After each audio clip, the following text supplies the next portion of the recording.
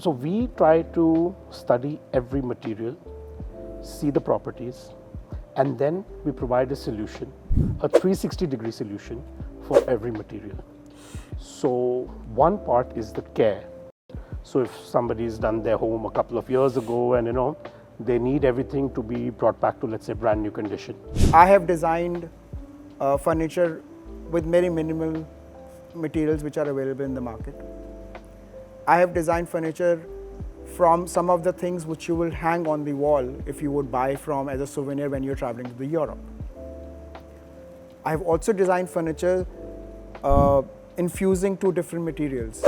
So it's a new furniture which I'm designing, a new piece, a new ideology, a new material which has been introduced each time I make a furniture.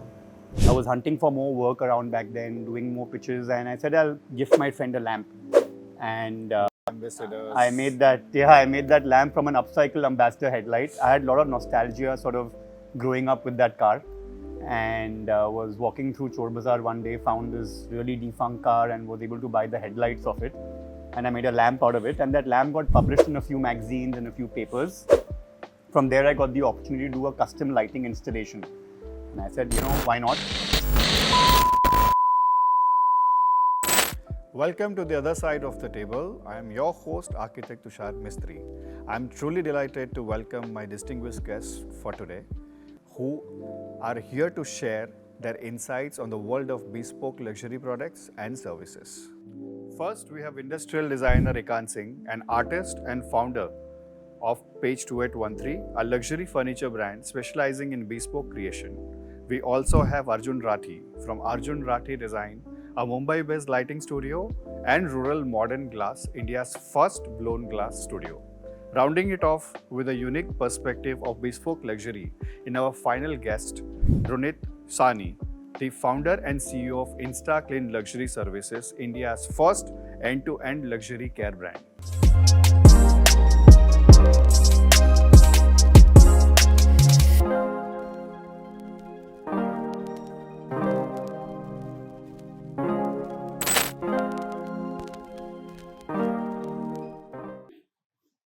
So good to have you here. Please take your seat. Hey, Tushar. Hi, Arjun. Please have a seat. Hi, Runit. Hi, how are Welcome to the Thank you. couch. Please have a seat. So, hi guys. Welcome on the couch. We'll start with Ekant. Tell us something about your journey. You're from Delhi, now in Mumbai. What about the whole journey from MBA to the product design? Yeah, the journey has been quite roller coaster and in a different distinctive way. When I did interior designing, there were no scope for interior designing at that point of time. The subject and the designing was just upcoming. In the initial days, no one was agreeing that there should be why interior designing and what interior designing. So I gave it a thought and I told parents to do a parallel or an alternative career to them, that I would do MBA in HR, and whenever the interior design is going to be boom and people will be interested to hire designers, and there will be a time when people will be wanting to explore the designing field, I will step into designing. So I did MBA in HR, and I was quite celebrated there also. I was the youngest assistant vice president when I left the job, and I had set targets to myself that there will be a part of time where I'll be doing freelancing, and then I'll be doing my own the corporate world also. So I left that. I started my own furniture production and designing, because I was always interested in doing furniture designing only. As a part of the curriculum, you've been taught many things in the interior design course. I chose that I should be, people go to different varied source. Some becomes artists, some become a light consultant, light designer, some becomes something else. And I was very specific that I want to be a furniture designer only, is what I am. And I am the only one in this whole league and the gamut of designing who is actually practicing and being a furniture designer, individual furniture designer. I did started my career of a furniture designer from Delhi. I've had my showroom there. I've had my factory there, and I was always interested to do work in Mumbai. I wanted to understand the other side of the story for what is there in Mumbai. So I came here. I joined hands with a very interesting and very affluent architect here in Mumbai, and rest is history. So Arjun, being an architect, diversifying into lighting design, what can you just tell us about the journey? Why from architecture to lighting design? Sure. I think overall with architecture, it's something that just teaches you a discipline, the way the course is done. It introduces you to design as a general field. You're taught how to manage projects, manage the project end to end, step by step in a structured manner. And how you apply that discipline is something very important. And I think we do that in all our businesses as well.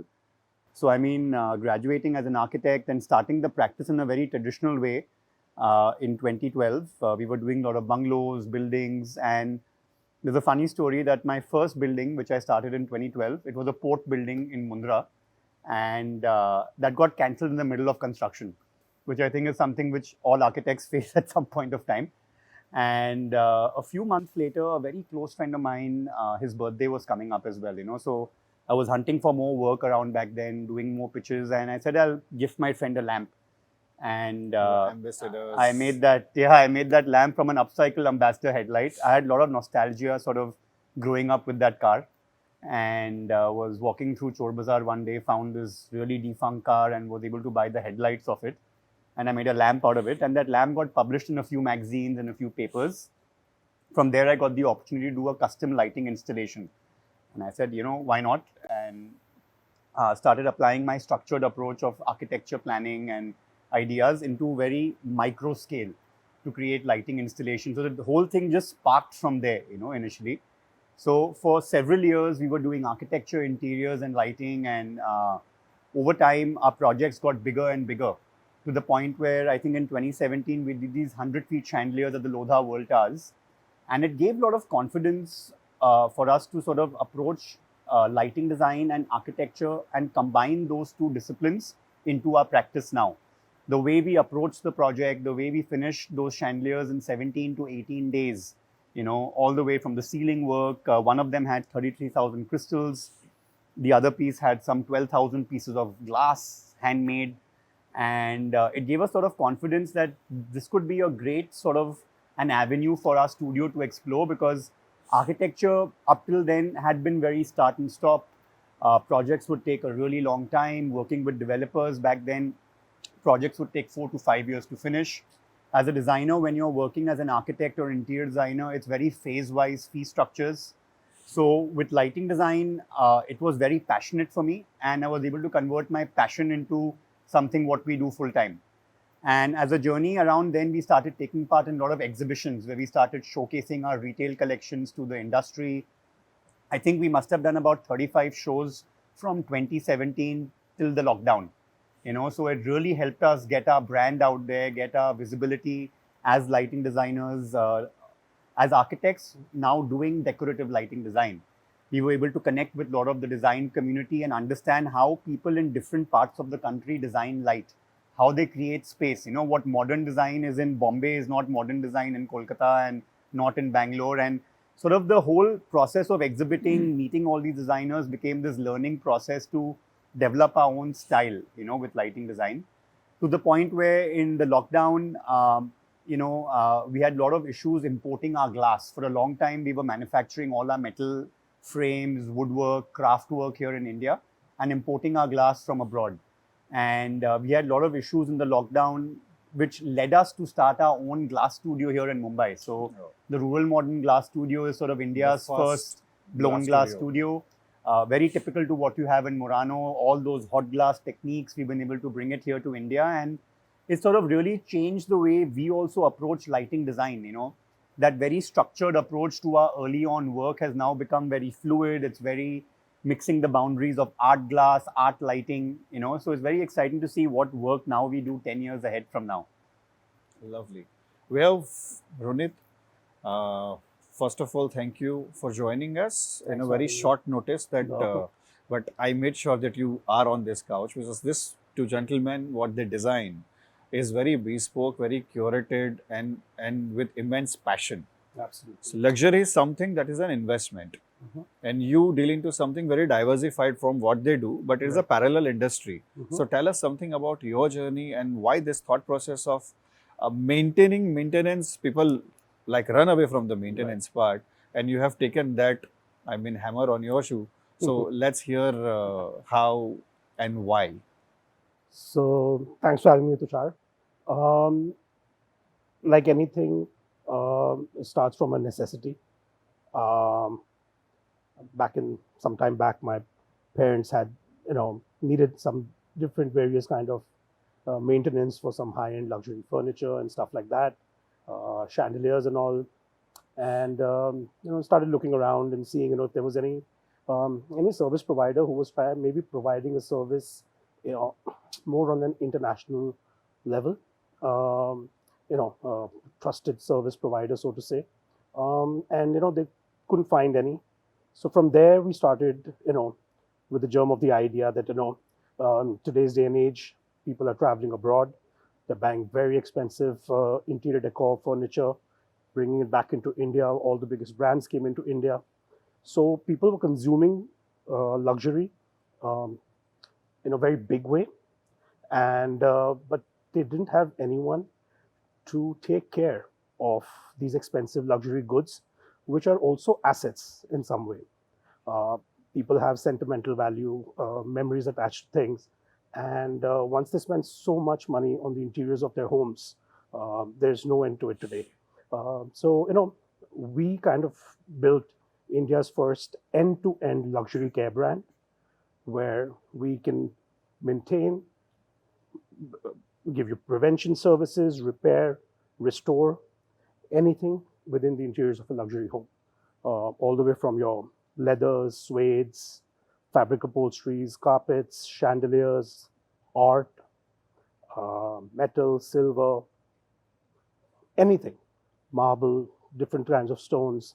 So we provide an end-to-end solution as a one-stop shop where we can care and bring back your luxury interior decor to its brand new condition.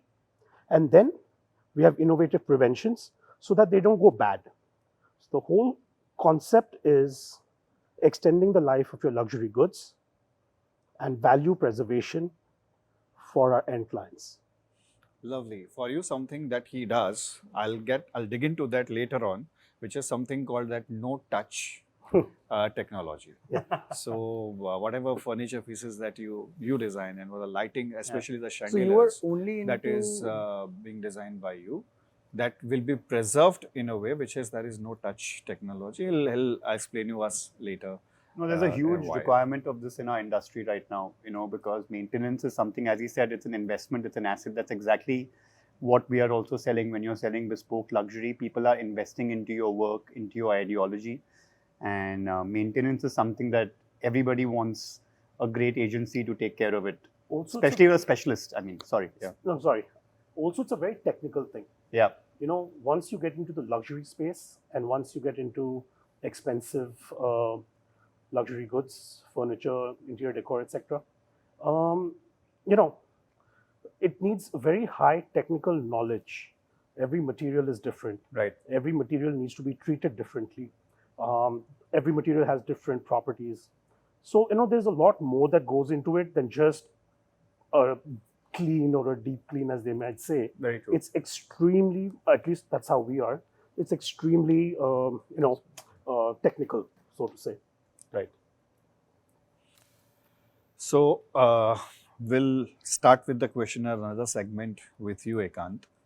So when we call it as bespoke, the ideas that you put into it, why is the inspiration that comes from? Is it a necessity, the way a necessity is there for servicing it, something? The same way, is there a necessity that leads you to a thought process, or it's a requirement, or it's just a wild idea? See, when I started designing, my furniture is mainly through the material I collect whenever I'm either traveling, or either I'm doing a project, or I think through that, this material can be transformed into a furniture piece. So what is happening throughout is that in the initial days, whatever has been made and copied from the luxury furniture line from Italy, Milan, from the Middle Europe or wherever it is. So people would copy that furniture and make the furniture and call themselves a bespoke. Uh, there are hardly any people in India per se who are actually making the furniture to the new. So all we do is we tweak in the materials and we call them our own luxury line or our own. And if you would see my space and my furniture, it is completely different. Uh, I have designed furniture with very minimal materials which are available in the market. I have designed furniture from some of the things which you will hang on the wall if you would buy from as a souvenir when you're traveling to the Europe. I have also designed furniture infusing two different materials. So it's a new furniture which I'm designing, a new piece, a new ideology, a new material which has been introduced each time I make a furniture. In initial days, we would copy it from the magazines. Now we have an open magazine called Pinterest, which is someone else's inspiration, someone else's design, which we tweak in, and we often call it as bespoke. So how I say it as the furniture which I make is completely different from the inspirations of where I travel, the places I travel. It could be any material. I would get inspired by the shirt button also. I can get inspired with the shoelaces also. I can get inspired with any scenery also wherever I'm visiting. So to say, like you introduced myself as furniture, I do paintings also. So sometimes if I'm traveling and if I see a beautiful a scene or a beautiful scene, it lasted in my memories. Not that I click and then I come back home and I start painting on it. I would not want to do that, because then I'm copying that image to a canvas. Is that whatever scenes which are reflective on the way, on the go, it could be travels also, it could be where the place we are sitting also. So whatever captures my mind, I go and just start painting. Or probably if I write also. So it's basically wherever I am, whatever I am doing, whatever material, whatever scene, whatever site, whatever inspires me, I transform into the form of furniture, art, artwork, or the writing which I do. Runit, you're listening, right? You're going to have nightmares because he fuses few materials which are new, and I love it. you'll have challenges to face. So it is always a new material which I infuse. There is a different line of segment which I can tell you that how I have brought in different materials into my art form and I have transformed into furniture or my artwork or my writing or whatever I do. So what are the mediums that you work on, and the same philosophy follows for you, where I think it's more of a glass that you work on, because being lighting, there has to be something which is more translucent or permeable as a member. But do you also work with metal, and what inspiration that you draw from? I think overall from a material standpoint there, Tushar, a lot of the work has become very mixed media. A lot of designers want to experiment with different materials in their spaces. And in a way, our lighting is always responding to that as well, right? And many times you also use a single material. So even though the glass studio at Rural Modern, we are producing a lot of glass, but that's not the only sort of material we use for lighting. We've worked across the last 12 years from FRP to metal to casting, wood, blow molding, plastics. I mean, you name the material, we've at least experimented with it at least once. Also, I mean, for us, a lot of the inspiration comes from India as well, as such, I feel that as designers, for the first time, we are in this great design revolution, which was absent in India for so long. What modern Indian design is, as he was also sharing that, a lot of the inspiration used to be very inspired early on. And I feel for the last 10, 15 years, we've had this design revolution where clients are open to experimenting. Yeah, the recognition is very much important, and endorsement of like architects like us also. We have started,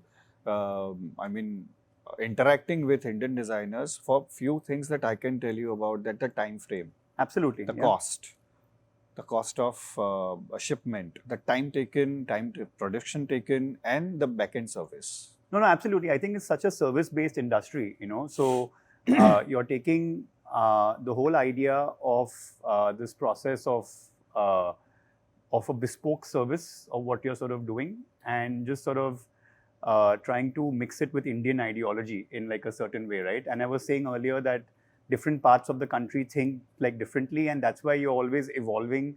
The more you interact with clients in different parts, you understand formats of living. And that really helps our design process in terms of the sizes, the frames, the materials, what we use for our projects. Apart from that, like I shared earlier, we take a lot of inspiration from India itself. The Rural Modern Studio itself was called where we wanted to take inspiration from rural India, our colors, our culture, our just our stories, folk stories, and sort of create very beautiful objects out of it. So we thought that rural modern could become a great style of design, and that's how the term for the glass studio came about. With Arjun Rathi design, with our earlier work also where we specialize in lighting, all our early works have taken inspiration in a way from India or stories. We have a series inspired from the temple shikras, which are inspired by the 5 elements: earth, fire, wind, water, ether. In the lockdown, we had launched a collection inspired from Indian desserts called the Sugar Collection, to bring sort of a lot of pop art, and really, like, it was our first experiment with art glass and our structured style of lighting, to create a lighting collection. Later this year, we're launching a new collection at the Design Democracy show called the Gravity Collection, where we've collaborated with some of our international US artists who are doing residencies to create a lighting collection. So it's been great to see how Indian designers are more open to concepts and ideas, and are experimenting with Indian designers to create new work now. Lovely. So Runit, this concept is very well awaited, especially in India, where we have this luxury products and luxury furniture and luxury lights. How do you do it? What is the procedure? What all you do it? It's a restoration also that you do it, or it's just what is being there, and what is the study that goes behind each and every material, because material library also gets revised, Absolutely. evolved, Yep. and upgraded over the period of time. So you also have to like run in that speed that these people run in. Absolutely. And absolutely. the crazy talks that they do, that fuse materials in between, and I think that makes your life more miserable. No, I actually love it, because that challenges us, that makes us innovate. That's how we grow. More different things that come about. I always encourage my clients to share with me whatever challenges they have, because if one person has the challenge, so will the rest. So if we don't have a solution, we have about 30 odd services at the moment that we're providing.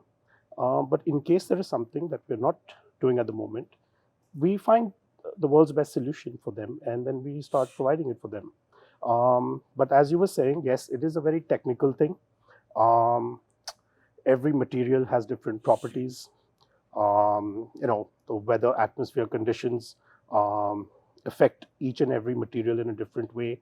It affects a suede in a different way, leather in a different way. Also plays a role. Absolutely, wear and tear. Some people have pets at home, they have their own challenges. Some people have kids at home, they have their own challenges. And every material is, Who are better, pets or kids? Both. I believe that's Both. Now, so we try to study every material, see the properties, and then we provide a solution, a 360-degree solution for every material. So one part is the care. So if somebody's done their home a couple of years ago, and they need everything to be brought back to, let's say, brand new condition, that's one part that we do. So from obviously whatever the dirt and stains and whatever it may be, we can basically bring it back to brand new condition. That's part one. Part two is, how do we extend the life of these luxury goods?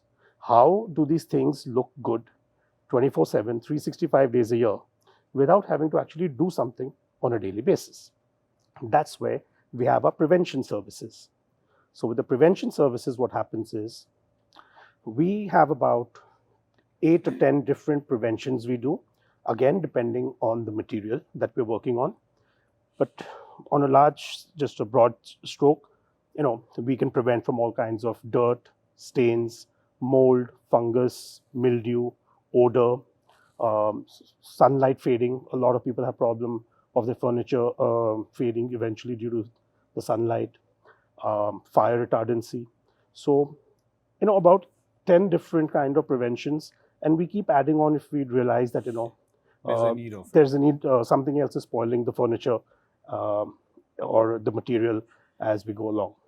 So then we have the restoration part. If something is in really bad condition, maybe 10, 15 years not been cared for, so we do the restoration and bring that back to, let's say, as much of a brand new condition as we could. And then lastly, we provide repair services. So it's a 360-degree offering. It's convenient for our clients because we become a one-stop shop. It's a trusted business. This business, this providing these kind of services, to UHNIs and people like that who are really, spending a lot of money on the luxury furniture and interiors that they're doing. Credibility is a big thing. They need to trust you that you know how to take care of these things. And so that's a big role that also plays, the trust factor, that they trust us with, they work hard and they go buy these things for themselves, for their home. And then they trust us to take care of them for them. So it's a bit, we take it as, it's a responsibility. So services are only interior based, or it's also apparels like luxury shoes, bags. Yeah. There are bags which like of crore rupees also. So Absolutely. do you even take care of those? Yes. So we have 3 different verticals. One is luxury interiors of homes, luxury commercial properties, etc. Second vertical is interiors of high-end cars, private jets, yachts. And then thirdly is personal luxury goods. That's where you get all your expensive designer handbags, shoes, sneakers, watches, things like that. Antiques, heirlooms, artifacts. So yeah, it's an end-to-end luxury care service. Lovely. So I guess, so we end this segment of questionnaire, and we'll be going on to the game section now. Okay. So we end this section with a man who is even ready to change the bulb, and he's going to supply tapes to not to touch your own furniture. The second, Mr. Ekant Singh, who has all his innovations are out of accidents. And third one owes a lot to Ambassador. And yes, he loves to play with the shapes, and he blows people's mind with the blown glass. So let's move on to our next segment of games, where we have cryptex right from Da Vinci Code. So I'll explain you the game where I'll give you hint of 6 words which you have to find from this particular crossword. The first letter of each word is the word that is going to make the word which is going to open this cryptex. You're giving me an exam, man, now. Back to the square. So I'll hand over this to you. Sure. And I'll keep hinting you about it. And that's your cryptex. Okay. And that's your pen. Oh, wow. So, and your time. Wait. Let's just balance. let's try and work on this first, at least. And your time starts now. Oh, wow. The first word. Yeah. And I'm going in a chronological manner. So the first word is something that you associated with the living. Oh, come on, man. styling, when you go to the retail stores, some of them are named as one. You find this kind of places in malls. I found Uber over here, but that's not a word, right? So that's your second word.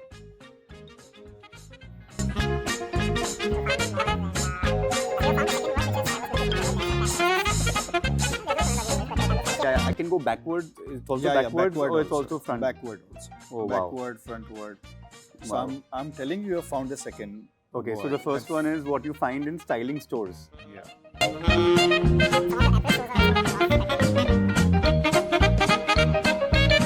Why don't you give me a third one and then I come back to this one later? Yeah. Third one is also a gas which emits out of atom bombs, nuclear bombs, and it's also a light in the car. Okay. Yeah, I got it. The fourth one is also a name of a beer brand. Oh wow, this one we all have to get. Is it Indian beer or foreign beer? Whatever. I can't hint you that much. I think I've already given you the hint. The fifth one is... Wait. I'm still on the beer one. Still looking for my beer, bro.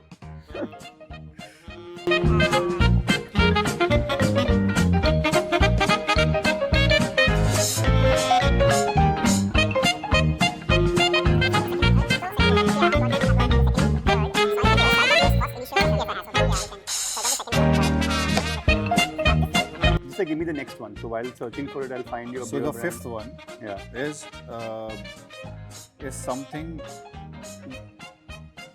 is one of the shades of blue also, Okay. and it has got something with monarchy as well.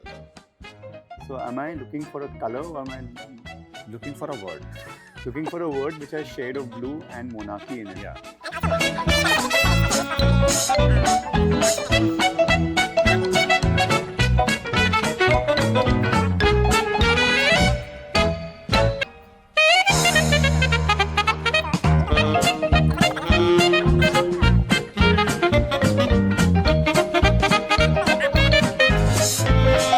I got it. They own the palaces. Got it. The sixth one, may I hint you? Yeah, please. Something that sells and it's very expensive. Okay, I got that. So the first one, just sort of like I've not got the first one. One eternity later. I think I got it. It's I a think longer I got word. everything. Oh yeah. Let's just adjust into it.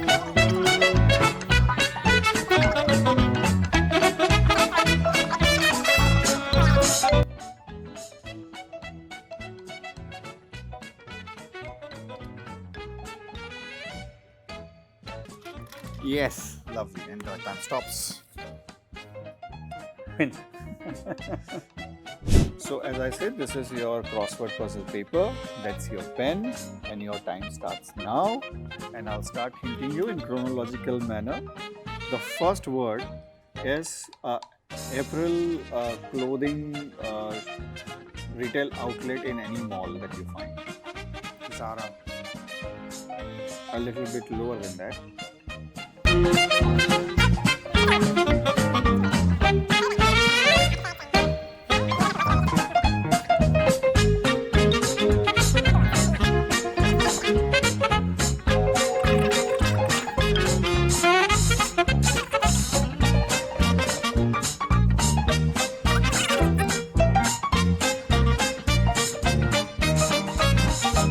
Note down the second word you already found. So first letter of that is you have to write it down. So, but you have found the word. 2,000 years later. Luxury.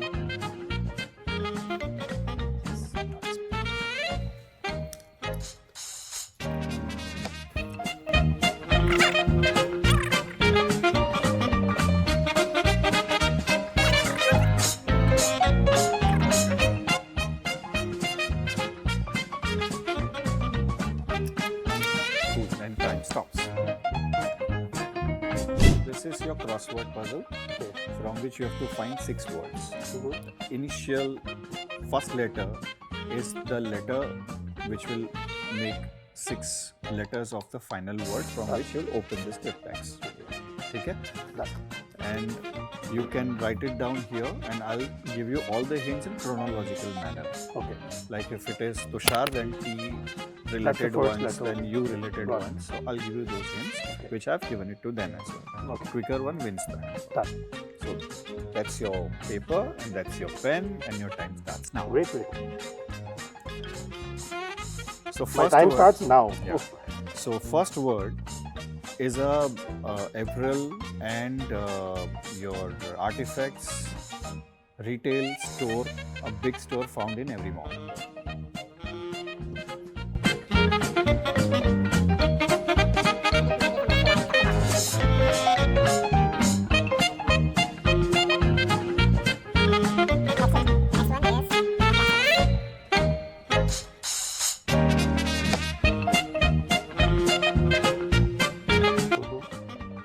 The third one is a name of a gas and also a kind of a light that is fitted in the luxury cars.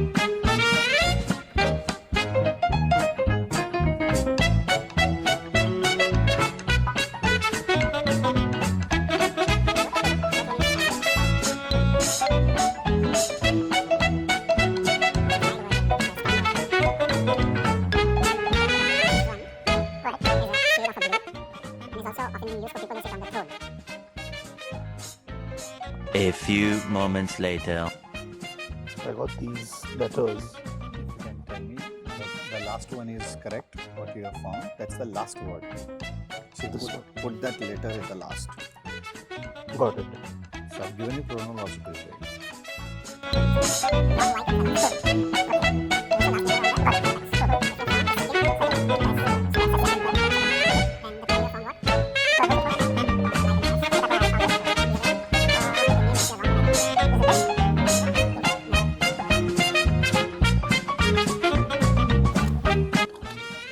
Put it on the floor, it'll be easier.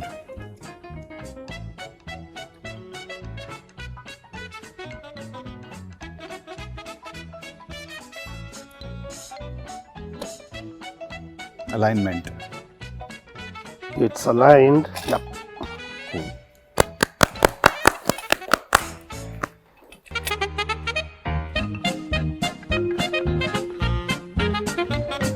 So we're playing this fun game where you have to find this 4 letters TOST first.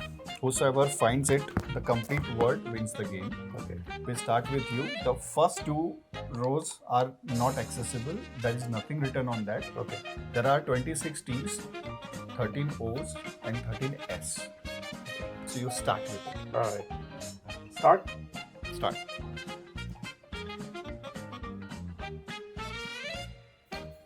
One who drops the game is out of the game.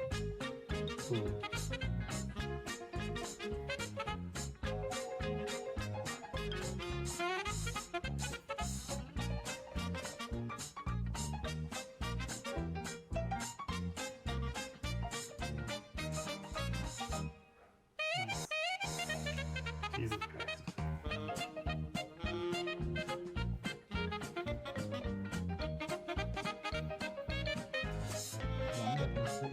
This is the hardest.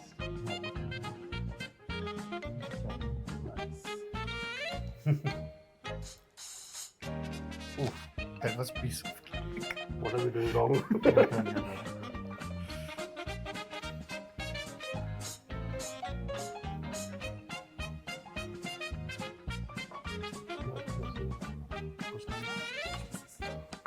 It's found 2 T's. I put the. Anyone wants to trade? No What trading you is say, allowed. we can exchange. No trading allowed. I'll give you one box from my hamper. अभी ले ले दो ले ले. Okay, found S. Ooh.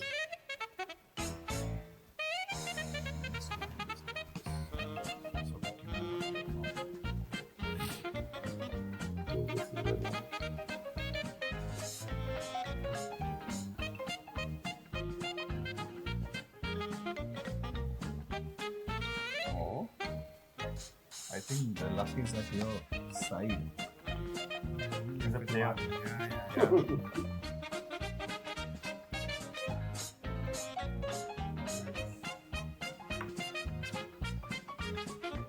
This guy's doing well. He had to catch up with us, huh?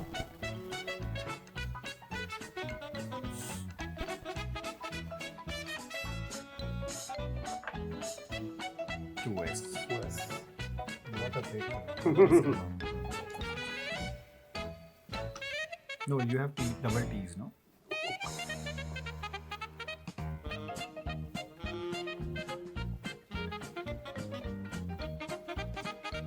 Okay. Ekant, what are you doing? Okay. All three with three words. This is where it goes down. Yeah, this is the last and the final one for everyone.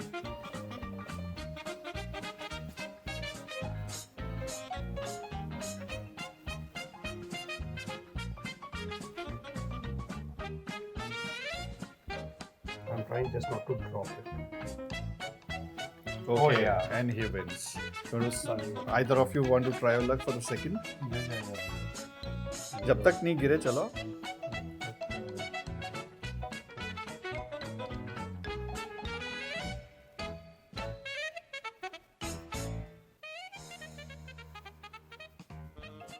Okay, got 2 O's, 3 O's. Hat-trick. This is gonna drop. Oh yeah, ji. It had to be you.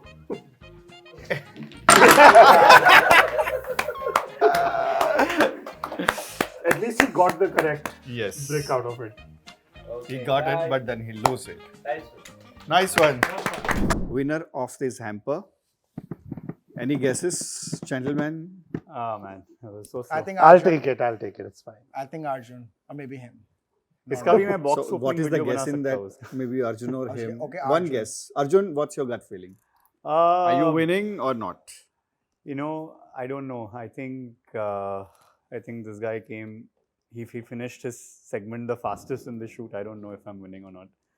I think it's our champ here. One guess, Ekant. Who is winning? I think him.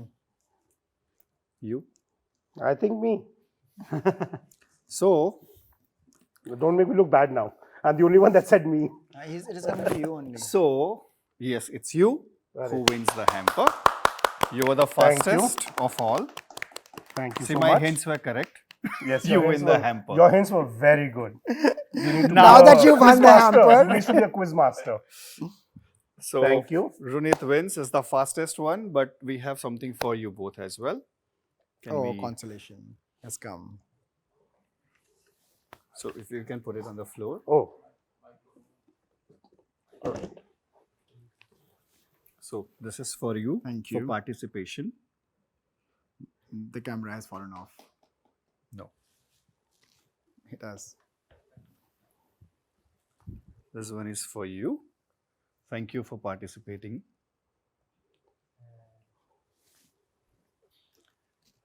And you take 2 things home. Oh. Thank you so much.